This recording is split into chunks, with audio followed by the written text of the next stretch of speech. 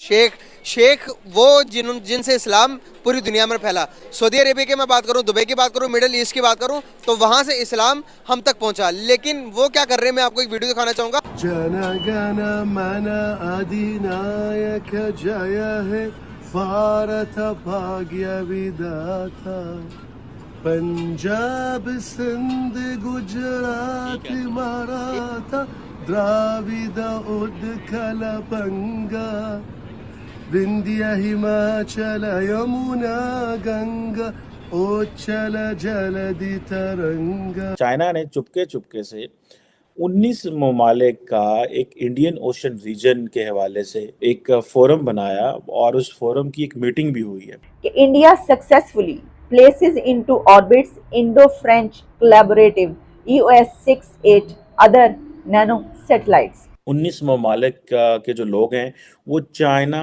Indian Ocean Region Forum में आए और वहाँ पे स्वाय इंडिया के इंडिया चाहता है कि हम आगे रहे। हाँ, जो आपने बात की है ना, हम आगे ना आए। हाँ, हम आगे ना आए। ये बिल्कुल इंडिया चाहता है कि हम आगे ना आए, मुस्लिम आगे ना आए। उनका स्पेस मिशन देख लीजिए भारत का, हमसे मतलब बॉर्डर जुड़ा हुआ है ना, यानी कि अगर आप बागा बॉर्डर के जरिए जाएं तो आप बस के जरिए जा सकते हैं, इतना फासला है। लेकिन जो तरक्की, मेंटालिटी और माइंडसेट का फासला आप ये देखिए कि वहां पर स्पेस मिशन जितनी के तेजी से तरक्की कर रहा है। अब ये भी तो देखे ना, उन शेखों ने ही यूएई में सबसे बड़ा इन दुनिया का बनवाया है मंदिर, तो फिर ऑब्वियसली वो पढ़ सकते हैं भाई। हैविंग इंडिया, क्योंकि वो आपको चैलेंज करेगा वहाँ पे। इसी तरह इंडियंस को भी ओपन अप होना चाहिए when they should incorporate Chinese inside it. So मेरा ख्याल है कि ये जो चाइना ने ये बेसिकली जो चुपके चुपके चोरी 21 नवंबर को ये जो फोरम बनाया, इससे they are not going to get anything. भाई अभी क्या 5th लार्जेस्ट, क्या अभी देखिएगा 3rd लार्जेस्ट, और इसके आगे भाई जिनको आप दुश्मन कहते हैं, सब कहते हैं, वो कहाँ पहुंचेंगे। अभी चंद सालों की बात है। India successfully places into orbits Indo-French collaborative EOS-68 other nano satellites.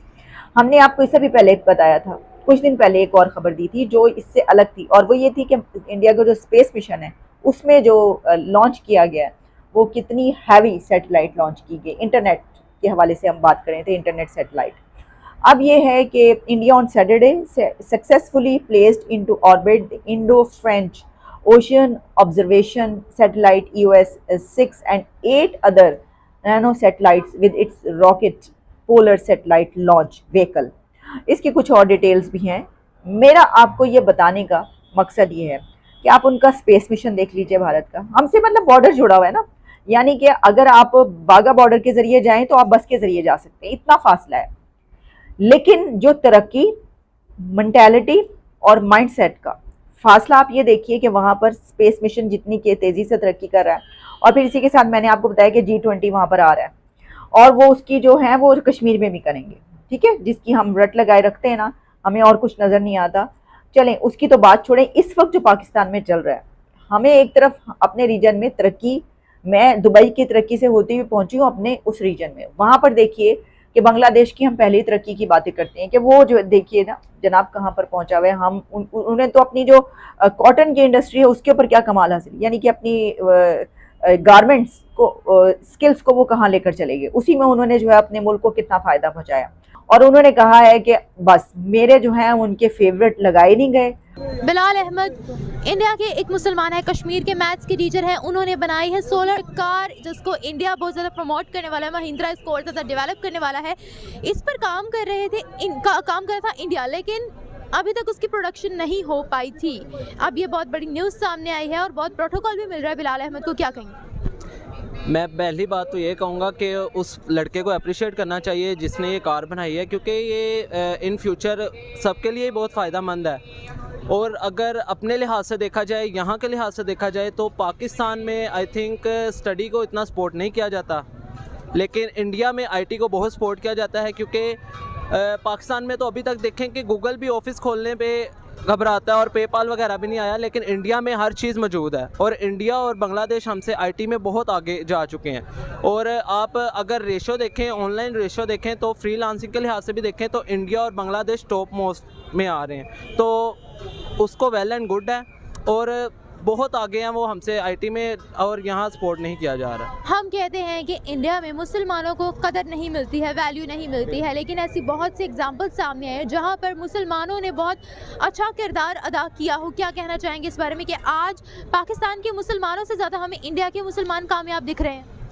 पहली बात तो ये है कि ये अपनी अपनी सोच का है कि हमें दिखाया ये जाता है कि इंडिया के मुसलमानों को इज़्ज़त नहीं मिलती, लेकिन बिल्कुल ऐसी बात नहीं है कि अगर उन्होंने एक मुल्क बनाया है तो उन्होंने भी मिलकर ही मुल्क बनाया है ना।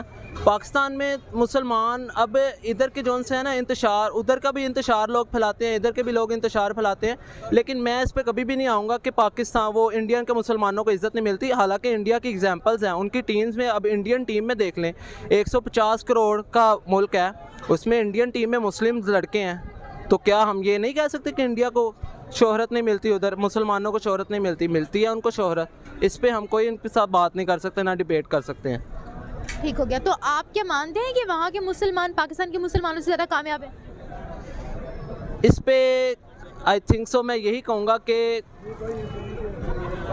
मैंने जहाँ तक जो मेरी रिसर्च है ना, इंडियन मुस्लिम जोन से हैं, मैंने जो देखे हैं अल्हम्दुलिल्लाह वो कामयाब हैं।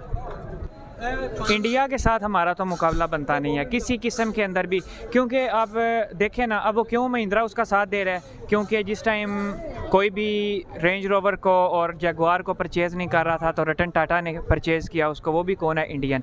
लेकिन उन्होंने फिर उसको चला के दिखाया। अगर तो पाकिस्तान इसका साथ देता, पाकिस्तान सोलर चलाता है, लेकिन हमारी गवर्नमेंट इन सपोर्ट करेगी, एक तो कम्युनिटी सपोर्ट नहीं करेगी, क्योंकि यहाँ पे मैं जब छोटे से थे हम, ऑलमोस्ट 2002-3-4 की बात है, उस वक्त जिस टाइम ऑटोमेटिक कोई गाड़ी लेके आता था ना तो लोग कहते थे यार तुमने ऑटोमेटिक गाड़ी ले ली है, अगर ये बंद हो गई तो इसको स्टार्ट कैसे करोगे? ये तो धक्के से स्टार्ट भी नहीं होती।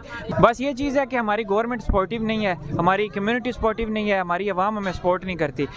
आपने कई चीज़ें देखी होंगी कि कई लोगों ने पानी के ऊपर भी चीज़ें चलाई, लेकिन वो बिल्कुल गायब हो जाते हैं।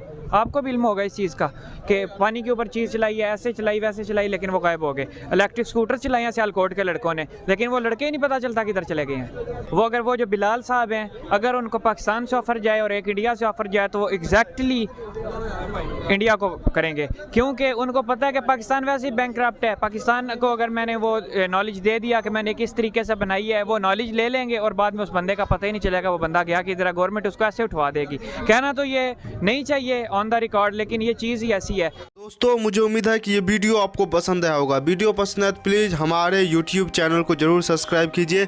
इसी प्रकार का भविष्य में वीडियो देखने के लिए चैनल को सब्सक्राइब कीजिए। हमारे इस YouTube चैनल पे आपको इससे भी ज़्यादा इंटरेस्टिंग वीडियो भविष्य में देखने को मिलता रहेगा। तो प्लीज़ हमारे YouTube चैनल सोच टाइम्स को सब्सक्राइब कीजिए, वीडियो को लाइक कीजिए, इस वीडियो को अपने दोस्तों के साथ जरूर शेयर कीजिए। नमस्कार, फिर मिलेंगे अगले